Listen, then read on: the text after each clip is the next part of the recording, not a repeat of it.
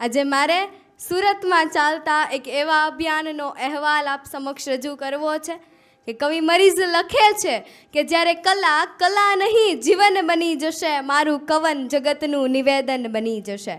સુરત જીવનમાં સુખાકારી માટે લોકોમાં જાગૃતિ લાવવા શ્રી સૌરાષ્ટ્ર પટેલ સેવા સમાજ સુરત તરફથી દર ગુરુવારે વિચારોનું વાવેતર કરવામાં આવે છે. તેમાં 67માં થર્સડે થોટ કાર્યક્રમમાં કાનજીભાઈ બાલાળાએ જણાવ્યું હતું કે જીવનની ગુણવત્તા, પ્રગતિ અને સુખાકારીનો આધાર તેની વ્યક્તિગત કોઠાસૂઝ અને કુનેસૂઝ પર હોય છે. બે વ્યક્તિ એક જ ધંધામાં કે વ્યવસાયમાં હોય તો બંનેની પ્રગતિ એક સરખી હોય નહીં. આ તફાવતનું કારણ તેનું વ્યક્તિગત કૌશલ્ય છે.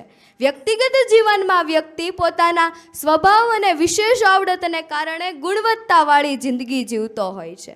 આ થર્સડે થોટ કાર્યક્રમમાં કાનજીભાઈ બાલાળાએ એક નવો વિચાર આપતા જણાવ્યું હતું કે જીવન એક કળા છે, તેને મન ભરીને જીવવા કુશળતા જરૂરી છે.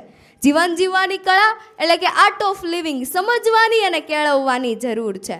સફળતા એટલે શું કે દરેક ક્ષેત્રમાં અને વ્યક્તિગત જીવનમાં પણ અસામાન્યમાંથી સામાન્ય બનવું તે ખરી સફળતા છે.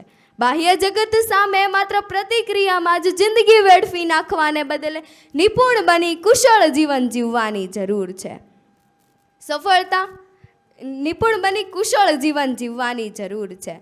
વરાછા બેંક સ્ટાફની ટીમ અને પટેલ સમાજની યુવા ટીમની સુંદર વ્યવસ્થામાં 500 વ્યક્તિઓની હાજરીમાં ગુરુવારનો વિચાર રજૂ કરતા ડૉક્ટર જયભાઈ ભુવાએ જણાવ્યું હતું કે સ્ટ્રેસ માણસના તન અને મનને નુકસાન કરે છે.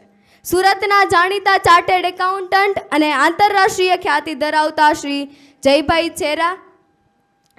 ચેરા થર્સડે થોટ કાર્યક્રમમાં એક ખાસ અતિથિ તરીકે ઉપસ્થિત રહ્યા હતા. તેમણે હેલ્થ, વેલ્થ અને હેપીનેસને જીવનનો આધાર ગણાવી આજુબાજુના વાતાવરણને મહત્ત્વ આપ્યું હતું. વિકાસ કરવો તે માણસની પ્રકૃતિ છે. ઉંમરની સાથે તેમણે સતત વિકસવા અને ખુશ રહેવા પર વધારે ભાર મૂક્યો હતો.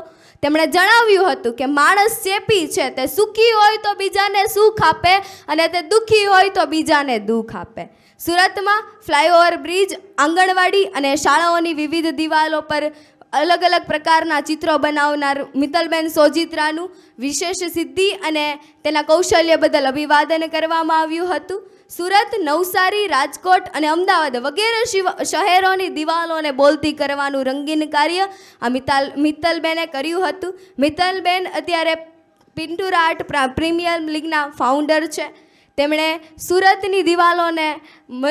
સુરતની દિવાલો પર મનમોહક ચિત્રો બનાવ્યા હતા અને તેમણે શ્રી સૌરાષ્ટ્ર પટેલ સેવા સમાજ સુરત તરફથી નિર્માણાધીન બનેલા જમનાબા ભવન અને કિરણ મહિલા ભવનનું દિવાલોને સજાવટ કરવાનો સંકલ્પ કર્યો હતો. અહેવાલના અંતે હું તમને એટલું જ જણાવીશ કે જીવન કી સમસ્યાઓ સે ડરો મત, ઉનસે નિપટને કી કલા શીખો. Thank you.